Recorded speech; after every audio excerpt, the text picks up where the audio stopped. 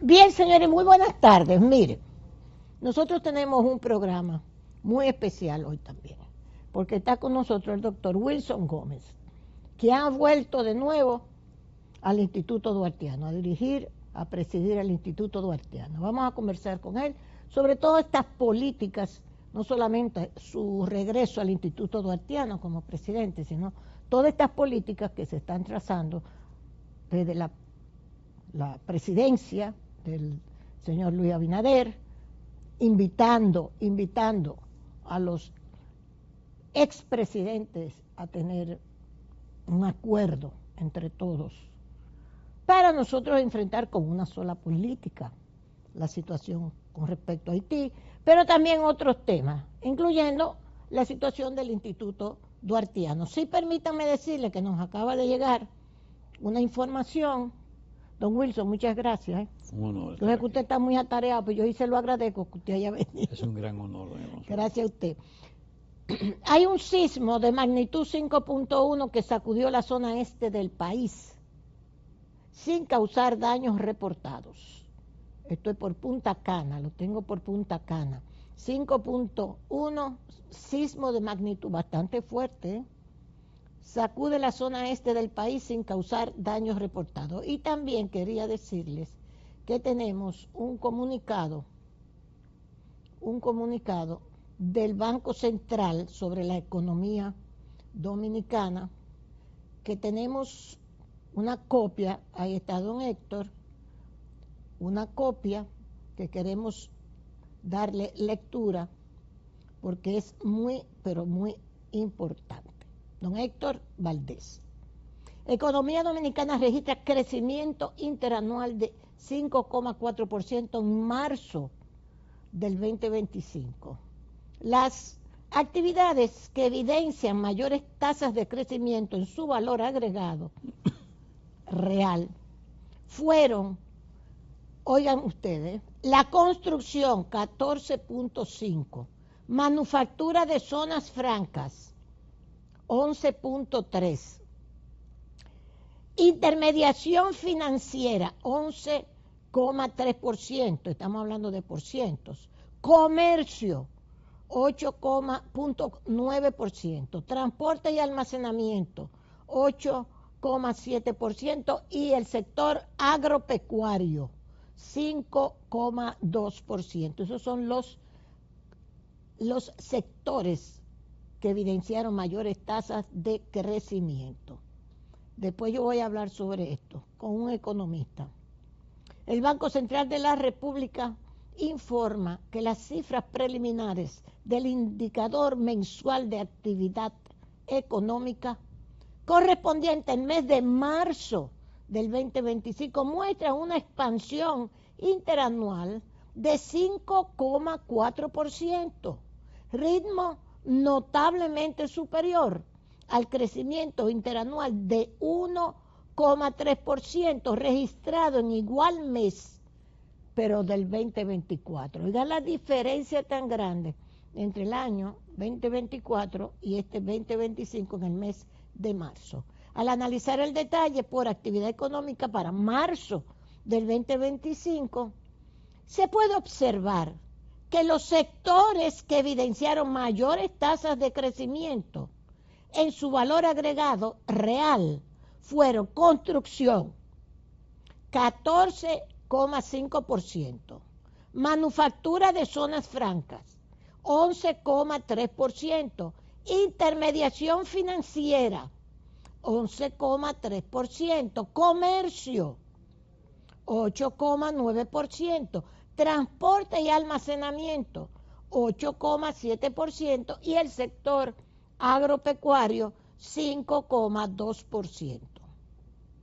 En el caso de la construcción, la misma muestra una mejoría en el mes de marzo del presente año a registrar un aumento interanual de 14,5%, explicando aproximadamente el 35% de la expansión interanual del IMAE. ¿Ok? Lo cual quiere decir que es un índice, el índice de actividad económica. El sector que más creció, nos dice el Banco Central, es el de la construcción, pero en sentido general, el mes de marzo fue un mes que creció mucho con respecto, pero mucho, con respecto al mes de marzo del 2024. ¿Ok? Menos mal. Después hablaremos sobre economía. Don Wilson, usted volvió al Instituto Duartiano. Fue el sábado pasado, se hizo una asamblea, sí. Tengo entendido. ¿Qué pasó? Explico. Explique. Mire, usted sabe que al nosotros llegar a la presidencia del Instituto Duartiano, nosotros notamos que casi en 60 años no había cambiado mucho la cosa en términos de dinámica, porque los presidentes se reelegían de manera ilimitada, es decir, podían hacerlo siempre de manera consecutiva, sin ninguna restricción. Entendimos que era necesario que el instituto se dinamizara y que se modificara el estatuto orgánico, lo que en efecto se hizo, impulsado por nosotros desde la Junta Directiva Nacional. Se hizo la modificación y se estableció que un presidente tendría un periodo, una reelección, sale, puede volver, pero no de manera consecutiva. Okay.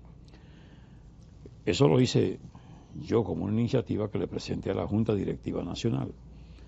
Y efectivamente se cambiaron los estatutos y yo, por supuesto, convencido de que no iba a presentar aspiración. Claro. No presenté aspiración y procuramos el perfil de una persona que, como el caso del doctor Julio Manuel Rodríguez Grullón, viene con una dilatada carrera profesional, brillante, profesional de la pediatría, 23 años de militancia en la institución, claro, como miembro. Había sido secretario general con Pérez Aviñón, en mi primer periodo también secretario general, en mi segundo periodo vicepresidente, y entonces, no hay duda, un trabajo de permanencia, colaborando con la institución, colaborando con las investigaciones históricas como asesor, sí, etcétera. Bueno, con ese perfil, nosotros mismos nos encargamos de que se presentara él como candidato, apoyado por la Junta Directiva Nacional. Muy bien. En ese momento. Ese apoyo fue tan señalado que él ganó el proceso eleccionario a unanimidad. Muy bien. ¿Verdad? Bueno, que resulta que en ocasión del proceso eleccionario, que es muy singular en el instituto, ajá, por cuanto no hay proselitismo, no se forman planchas de manera anticipada, sino que el mismo día fijado por la Asamblea para las elecciones, se presentan ahí las planchas. Okay. Y ahí mismo pues se somete a votación y se juramentan. Es más bien un acuerdo. Es un acuerdo, interno, por lo general. Y si hay más de una plancha, exacto, el voto es secreto, pero no hay tiempo de proselitismo además, ni de competencia ni nada de eso. Todo se conoce. Exactamente. Claro. Bueno, pues que resulta que él pidió hacer un discurso, algunas palabras. Eso es inusual porque casi nunca se hacen palabras porque el saliente no presenta memorias y el entrante pues sencillamente se juramenta. Pero bueno, él hizo un discurso. Ese discurso no trascendió, pero en ese discurso él sorprendió a los asambleístas porque ahí señalaba que era necesario que, además de lo que se le estaba aportando a los haitianos que estaban ilegal e irregularmente aquí, en términos de hospitales, de educación, de los programas sociales, etcétera, también se sacara una partida del presupuesto nacional para dárselo al gobierno de Haití. Él decía que nosotros éramos desarrollados y que Haití era subdesarrollado y que esa era una forma de contribuir con su crecimiento y desarrollo. Al gobierno haitiano. Ajá. Eso, entre otras cosas. Naturalmente, eso era una política diferente a los lineamientos del Instituto Claro. Duartiano que habíamos asumido durante toda la historia de 61 años, pero además, contrario al manifiesto del 6 de agosto de 2022, que se levantó en ocasión de la marcha patriótica, la primera que se hizo y que se leyó el manifiesto en el altar de la patria. ¿Qué señalaba fundamentalmente ese manifiesto? Bueno, que la solución al problema de Haití tenía que darse en Haití, con el concurso, ayuda, orientación de la comunidad internacional. Claro. Esa es la posición institucional. Sí.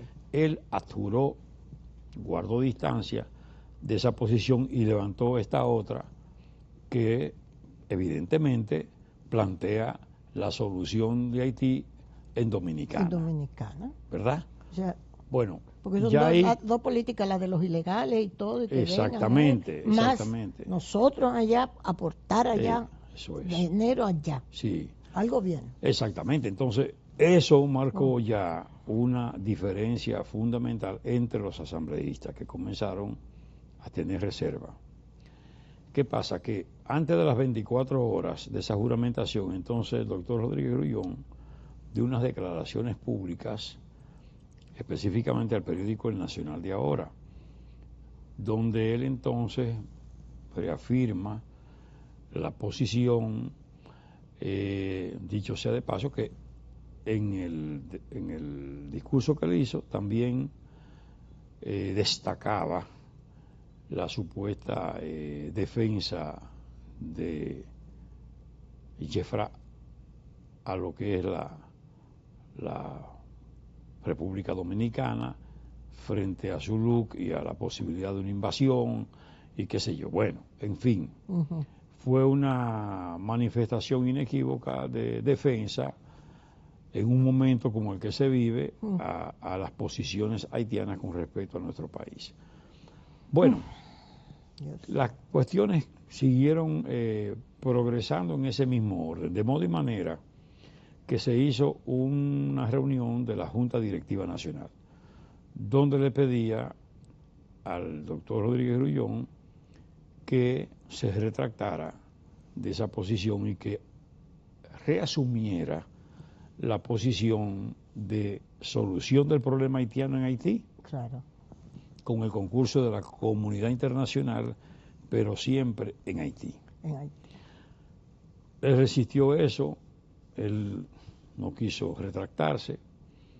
En el marco de esa reunión se le planteó entonces uno de los directivos hasta la posibilidad de una renuncia, porque el paso siguiente sería una convocatoria a la Asamblea General Extraordinaria para conocer la situación, y ya ahí las decisiones podrían ser entonces de otra naturaleza. Sí.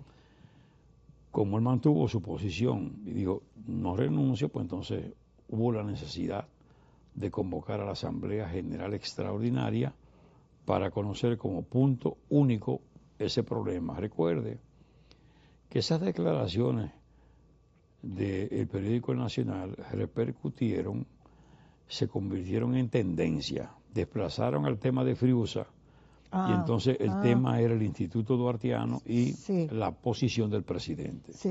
Eso naturalmente también desencadenó en una serie de reacciones por parte de los miembros de número, los miembros correspondientes, los miembros de honor, los centros duartianos que están diseminados en el territorio dominicano, que son más de 90, las filiales duartianas, que son más de 30 que están en el exterior, y eso creó un malestar. Entonces, eso obligó a la convocatoria de la Asamblea General Extraordinaria. La Asamblea, de manera libre, como estamento supremo, ¿verdad? Autónomo, soberano y el más elevado instrumento dentro de la entidad para conocer este tipo de casos, porque se entendió que esta era una actitud antipatriótica, ¿verdad? Antiduartiana, y que además constituía una distancia, un valladar entre los lineamientos institucionales levantados por los directivos y los miembros, ¿verdad?, frente a él, que él tenía esta posición. ¿Qué resulta? Que él asiste a la asamblea, no se retracta, manifiesta que él mantiene su posición, lee entonces una comunicación que él lleva, y en la comunicación hace un planteamiento un poco, ¿qué le digo?, de poca sustentación, porque él dice ahí que hay que integrar una comisión de 3 haitianos, 3 dominicanos, gente de cierto nivel en cada caso, para que se reúnan y presenten soluciones. Bueno, una cosa... Soluciones al problema de la migración. Al problema migratorio de la República Dominicana y Haití, al problema migratorio. A todos esos problemas. A todos esos problemas. Muy bien. Eso naturalmente, la Asamblea, esto impactó a la Asamblea porque esto no tenía sentido y en verdad era contraproducente, es decir, no había cómo asimilar este planteamiento. Él leyó eso y de inmediato se retiró y esperó la decisión. Él dejó el cargo en manos de la Asamblea. Sí. Entonces la Asamblea determinó asimismo a unanimidad, ¿verdad?, revocarle el mandato. Sí. Revocarle el mandato porque entendía que ya no había más nada que hacer por cuanto todas las oportunidades se ofrecieron y no había señal de que le rectificara, ¿verdad?, esa postura. Y esa postura no podía coexistir con la posición institucional, exactamente, levantada por el instituto. Sí, porque una cosa es tu posición personal que tú puedes tener, pero otra, si tú vas a representar al instituto, tienes que llevarte de los lineamientos que ha fijado el instituto, no tú.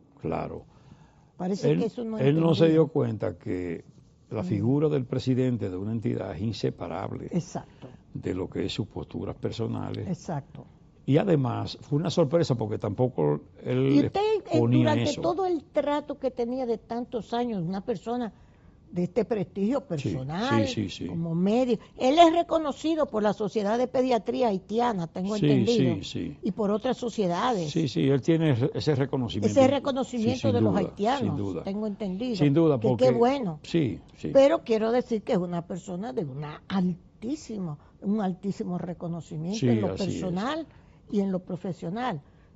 Pero durante todo ese tiempo él no había dado esa para incluso llevar al instituto a las posiciones que él entendía en el pasado, ¿no? No planteaba cosas así que no, en verdad sí espontáneo, sí, en algunas oportunidades lo vimos muy espontáneo, pero esa persistencia, esa tosudez en posiciones asumidas y distantes de la institución, eso no lo advertimos. Nunca lo había presentado. No lo advertimos, en honor a la verdad no lo advertimos.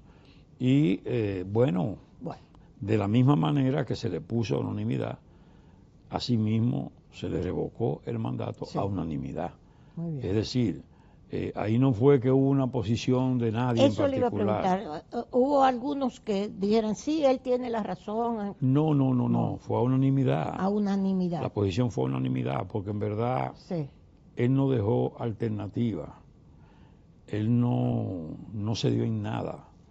Que tal vez... Creo que sí, que hoy sale en la prensa unas declaraciones de él en otro programa. Sí. Planteando sus posiciones y que... Sí, hasta dice que el instituto es antidemocrático y todo eso. Bueno, mire, además es una inconsecuencia, porque en honor a la verdad, si nosotros fuimos capaces de modificar el estatuto orgánico... Sí, para que otro fuera. Y él era el que estaba más cerca porque era el vicepresidente. Claro. Pero además fuimos nosotros que le propusimos a él, porque entendíamos que él... su carrera pública, que estaba prácticamente, ¿verdad?, en ocaso, que la culminara con la presidencia del Instituto Duartiano. ¿Qué más puede? Un duartiano, ¿qué más puede desear? Exactamente.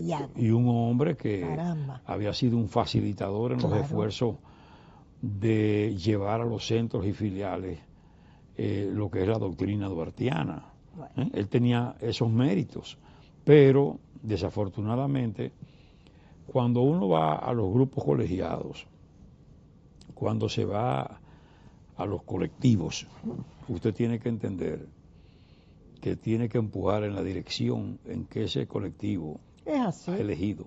Claro.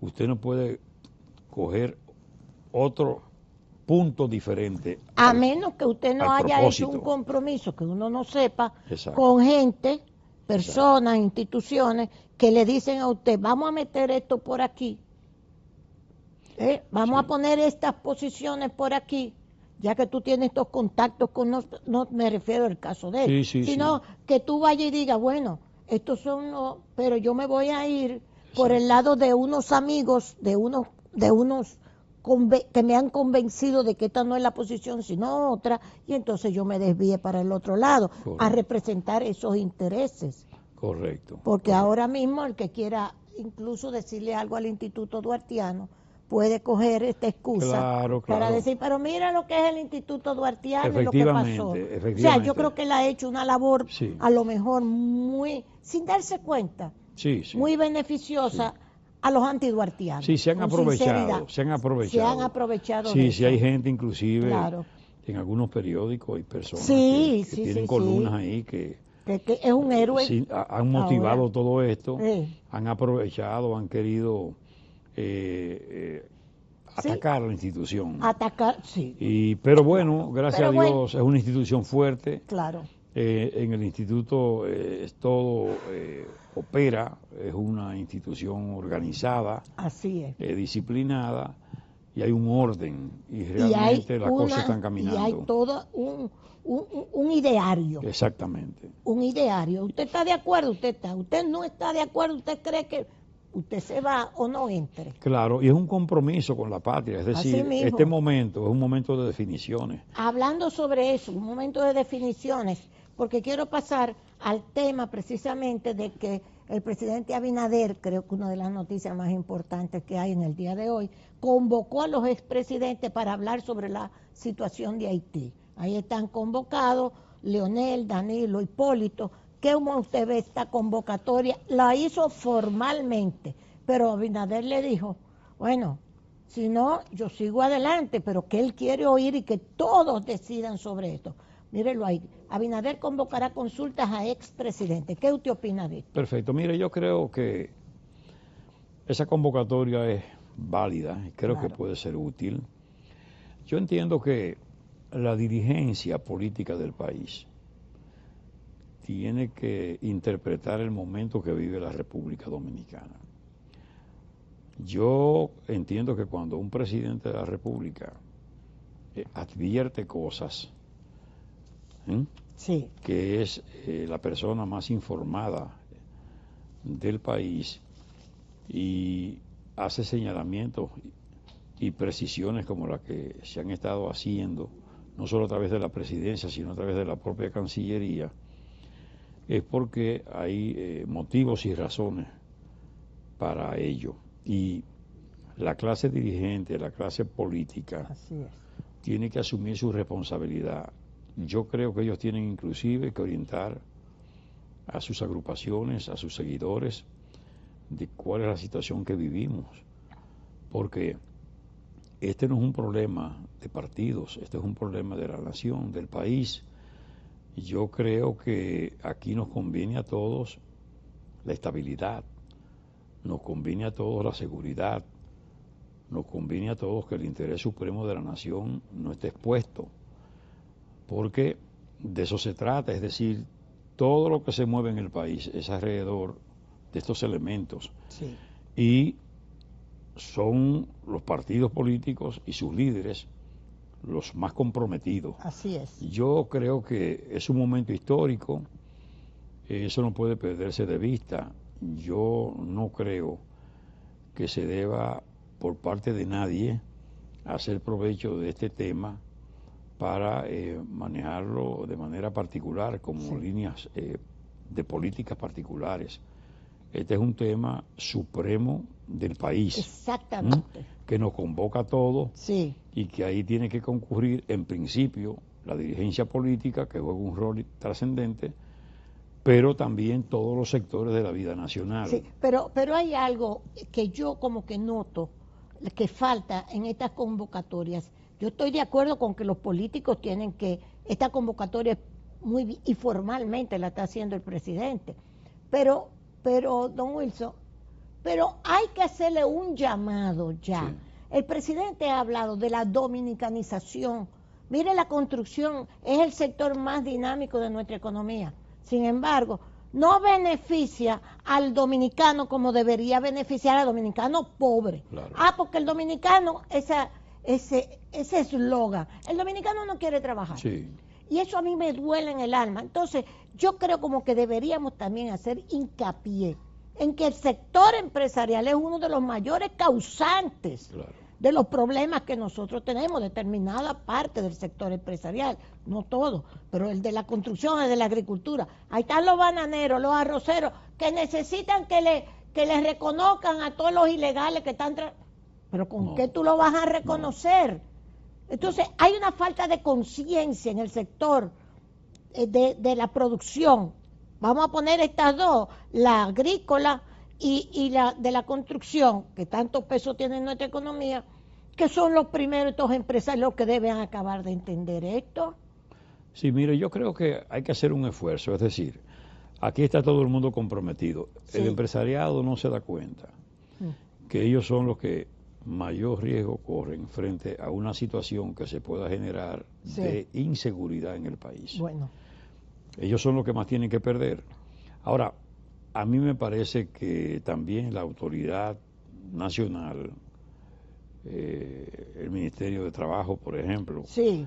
tiene que procurar que los haitianos que están legalmente en el país, que ya son muchos, que fueron regularizados, sí. que esa sea la gente que se utilice en esos trabajos y que esas otras maneras de empleo que son irregulares e ilegales, porque se está empleando a muchos ilegales en establecimientos de comercio. De comercio. ¿verdad? Los chinos están llenos, los chinos. Exacto. Los entran y los sacan, los chinos ahí. Exacto. Para ponerle un caso. Sí, hay mucha gente que está en los residenciales.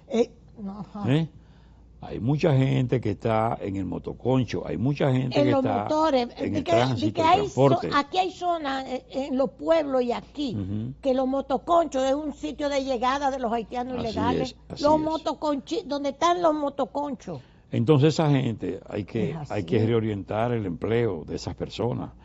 Eso sí que deben estar trabajando en esas tareas de la construcción, de los trabajos agrícolas, etcétera. Claro, claro. Porque la verdad es que nosotros no podemos, primero, no se puede procurar solución con regularizaciones ni reconocimientos. Ya me dijo ayer el viceministro que estaba aquí, de Interior y Policía, el doctor Juan Manuel Rosario, usted lo conoce, una estrella. Sí, tremendo, sí. Es un dominicanista, carajo. Excelente.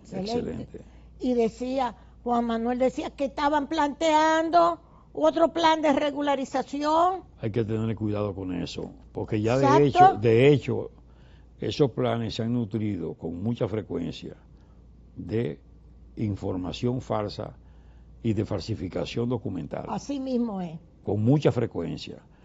Y encima de eso también, esas regularizaciones no contribuyen en nada que no sea a dañar a nuestro país y a continuar cargando al país. Oiga, como dice Juan Manuel, decía ayer, hablan de la regularización, se regulariza, se va ese sector para otro nivel de la economía, se meten en los hoteles o a motoconchar, entonces viene otra camada que hay que regularizar de allá. Entonces, no, ya lo que estamos es haciendo la población de la isla. Sí, fíjese, ya nosotros mismos, poblacionando mismo, la isla. Así mismo, fíjese que hace poco tiempo de eso, hace algunos 4 o 5 meses, que había un movimiento dentro de los grupos pro-haitianos que están radicados aquí en el país, que estaban redactando un documento y redactaron muy bien el documento, muy motivado, y lo mandaron a esos organismos que son, en cierto modo, a los que sirven estos corresponsales que están aquí y que están fuera. y le mandaron el documento, que nosotros tuvimos acceso a una copia, y entonces en ese documento se pedía que todas las personas que estaban asentadas en el libro de extranjería, sí, el libro o rosado, que se le otorgara residencia permanente. Exactamente. ¿Usted sabe para qué? Para colocarlo a un paso de la naturalización. Entonces, hay despropósitos, no hay duda. Sí, señor. Mire, ahora que usted está diciendo eso, en lo que usted me explica esto, yo voy a buscarle algo que me escribe un funcionario del registro civil, que lo tengo ahí. El registro civil dominicano está lleno de falsedades. Sí. Y los obligan a que vaya una haitiana con un pasaporte haitiano sin visa y sin nada, y tiene de que darle la entrada y al hijo que lleva como si fuera dominicano, porque lleva el apellido cualquiera de un dominicano que se preste para eso, y ya le están dando, y los obligan. Hay gente en el registro civil que está obligando, lo tengo aquí, se lo voy a pasar, a que los inscriban para entonces ponerlos en el registro civil. Y ya. Mire, yo no sé, pero... Eso lo están haciendo en el registro civil, obligando a funcionarios. Sí, dé la entrada a esa haitiana. Pero que ella vino con un pasaporte, dé la entrada, que ella tiene una niña y ella es apellido Domínguez. Dé la entrada. Bueno, ojalá podamos tener esa documentación, esas informaciones, porque sí, podríamos de alguna manera intercambiar con el presidente de la Junta Central Electoral. Sí, señor. Con el licenciado Román. Se lo voy a pasar esa información. Porque yo sé que él tiene preocupación con respecto al registro civil. Al registro civil. Entonces podemos perfectamente hacerle llegar información a ver qué se investiga al respecto. Muy bien. Entonces, las 15 medidas del presidente, ¿cómo usted ve estas 15 medidas del presidente Luis Abinader? Mire, nosotros siempre hemos dicho que con el problema de Haití, los haitianos, la realidad que afecta al país al respecto, sí, como que hemos debido hacer un esfuerzo sereno, un esfuerzo a fondo, tranquilo, hay que sentarse. Por eso digo que ese llamado a que participe en todos estos sectores, y particularmente el político, en esta cuestión es muy interesante, porque la verdad es que si bien las medidas son buenas en sentido general y nosotros nos identificamos, el temor nuestro es que las cosas comiencen y no se mantengan en el tiempo, porque esas políticas tienen que ser permanentes. Exacto. ¿Entiendes? Es decir, nosotros no podemos pretender, bueno, ahí está Matamosquito, Friusa. Sí. No, hay que continuar, porque hay otros lugares y muchos lugares en el territorio nacional donde en mayor o menor medida y en proporción se expresa esa misma situación. Y eso también hay que conjurarlo como una política permanente. Exacto. Permanente. Eso es. Exacto. Entonces, Frontera necesita que, bueno, hay que, de acuerdo a la Constitución de la República, en el artículo 10, privilegia la frontera. Sí. Pero ese privilegio de frontera tiene que ser aplicado en los términos que más convenga al dominicano.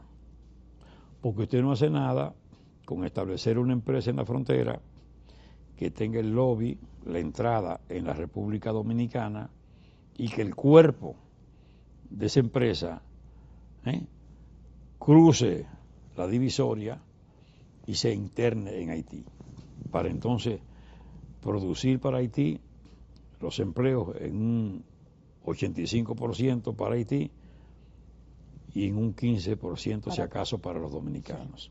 La empresa beneficiándose de las exenciones dominicanas, sí, y beneficiándose de la mano de obra, sí, porque eso de Haití. Porque la concepción de la Constitución no es que se beneficie al habitante fronterizo de lado y lado, no. dominicano. Es que se beneficia al habitante fronterizo de República Dominicana. Pero es que cada gobierno tiene que tener la política para su país, pero claro no que para sí. el otro. Pero claro, porque ¿por qué se hacen esas concesiones en términos de la exención impositiva tributaria? Sí. Bueno, porque usted está supuestamente creando el empleo Acá. al habitante fronterizo dominicano. Claro. ¿Usted me entiende? Claro. Entonces, la concepción tiene que ser otra.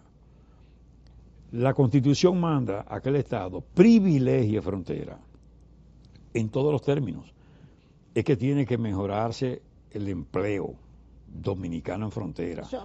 Es que el gobierno tiene que subsidiar y de manera especial al habitante fronterizo. Bueno. Es que el salario del empleado público, del servidor público de frontera, tiene que ser distinto, porque ese ciudadano se convierte en un centinela, de la patria. ¿Entiende? Sí, señor. Entonces, el abandono de las zonas de frontera, no me lo diga, que obedece eso fundamentalmente a eso. Tanto negocio. Yo estuve en Lía Piña este fin de semana, el sábado, con Adriano Sánchez Roel, ex senador, que estuvimos viendo el cementerio francés de los militares franceses que vinieron en la invasión de Napoleón en el 1801. Y estuvimos grabando todo esto a ver si se puede hacer un trabajo sobre eso. Es un patrimonio de la humanidad. Claro. Mire algunas de las tumbas, mire. Tumbas de los franceses que vinieron con Napoleón, con la invasión de Napoleón, con Leclerc. Claro. Pero el caso es, esta frontera todavía, esta asquerosidad, este abandono, abandono, sucio. No, hombre. Si se ha descuidado, no es posible. No es posible. Que todavía las instalaciones principales de frontera sean las instalaciones que Trujillo edificó. Sí, hombre, así mismo es. Eso se explica, no se explica. No, pero además, hemos dicho, el mismo militar, el soldado dominicano que está en frontera, tiene que ser dignificado. Sí, señor. Yo he dicho, y desde el instituto hemos levantado el criterio, de que ese modelo de San Isidro tiene que replicarse en frontera. Así es. Esas edificaciones, esas viviendas del Estado, para el soldado que está de servicio. Pero acuérdese, don Wilson, cuando en los gobiernos del PLD, porque fue verdad, se hicieron todos aquellos proyectos fronterizos, desde Montecristi hasta Pedernales, que eran enclaves productivos para los soldados, casitas, familias, tenían producción de comida, tenían iglesia, tenían escuela para los niños. Y el soldado dominicano, en toda la frontera era uno. Yo fui al de Macasías ahora, está el de Macasías todavía ahí. Muy limpio y muy lindo. Esos eran los que iban a cuidar la frontera. Claro. Claro. Y ese militar ahí en la frontera, que era un proyecto públicos y privados, estaba deseoso de que lo mandaran a tener, porque tenía su casa, su mujer, sus hijos, familia, escuela. Claro. Y eran desde Montecristi hasta Pedernales. Eso se podía reproducir de nuevo. Pero lógico. Para dignificar la frontera. Claro, y que eso quede bajo la titularidad del Estado. La forma de vida. Que el Estado sea el titular de esas edificaciones. Claro. ¿Entiendes? Para garantizar que todo soldado que vaya tenga eso asegurado. Señor. Yo creo firmemente en que eso es necesario. Si nosotros no logramos realmente que esas cosas se hagan, vamos a seguir con la crisis fronteriza y además con un soldado de alguna manera no comprometido con su país. Así mismo es, permisivo. Así mismo. Búscame los cuartos para dejarte entrar. Así mismo, y de hecho, es así. Y hay que hacer ese trabajo, pues yo le voy a decir una cosa. Las personas están diciendo por doquier que ahora tienen que pagar más para que las personas retornen. Entonces yo creo que tiene que hacerse un esfuerzo, que la inteligencia del país tiene que colocarse en la línea de descubrir esas cosas. 3 minutos, don Wilson, pero la procuradora dijo que se van a realmente llevar a cabo toda esta, vamos a decir, sanciones necesarias para los traficantes. Claro. Y que eso va a ser una cuestión que no se va a dejar pasar por ahí. Tiene que ser así. Tiene que ser así. Óigame esto. Oiga, doña Consuelo, le escribo esto que le estoy enviando. Soy fulano de tal. El registro civil nos está obligando, a dar nacionalidad a hijos de extranjera con pasaporte que lo sacan aquí sin visa. Buscan supuestos padres dominicanos. Yo me niego, porque si no hay visa, no son legales. Todas o casi todas con nombres dominicanas. ¿Ok? Doña Rina Díaz, la directora del registro civil, usted tiene que ver con esto, doña Rina. Es a nivel nacional, pero yo no lo acepto. ¿Ok? Lo acepto, pero se van. Yo no lo acepto, pero se van a otra parte. ¿Ok? A hacer esta entrada. Cuando llegan donde ella, no. Hasta el CONANI registra hijos de madre desconocida. Yo tuve problemas y me niego a hacer eso. Eso es un funcionario del registro civil. Sí. Que me está escribiendo eso, ¿eh? Sí. Esto es grave. Sí, es grave. Yo se lo voy a mandar. Sí. Mire lo último. Entonces ya, en un minuto, don Wilson, ¿usted cree que cuando usted dio estas declaraciones, el cuestionamiento al Tribunal Constitucional por el plazo para regularizar los haitianos, que le abrió ese plazo a un grupo de haitianos que ya se había cerrado, ¿usted cree que esto es grave? Mire, sí, yo creo que sí, porque el hecho es que... Un segundito. Los casos que tienen que ver con este asunto de la nacionalidad tienen que verse en un contexto de frialdad, de valoración de lo que eso entraña y puede significar para el país. Sí. Entonces, estos son casos que muchas veces vienen como casos que más que de constitucionalidad son de mera legalidad y la competencia es otra. Okay. No el Tribunal Constitucional. Okay. Y en otro orden también... el Tribunal Administrativo se había negado aquí ya no hay plazo para eso. Eso está cerrado. Claro, porque también ya había transcurrido los plazos y las extensiones de plazo otorgados. Sí. Y entonces no valía la pena. Exacto. Eso ¿usted cree que esto no debió haber pasado? No debió haber pasado porque es que tenemos que tener en cuenta esta situación y particularmente los méritos de estos pedimentos. Así es, los méritos. Bueno, don Wilson, yo sé que yo le fui poniendo varios temas porque es importante y le agradecemos mucho su presencia aquí. Y a ustedes, que Dios nos ayude. Que Dios nos ayude. Plaza Lama, como siempre, con nosotros. Café Santo Domingo y el Grupo Rica. Nos vemos mañana, si Dios quiere.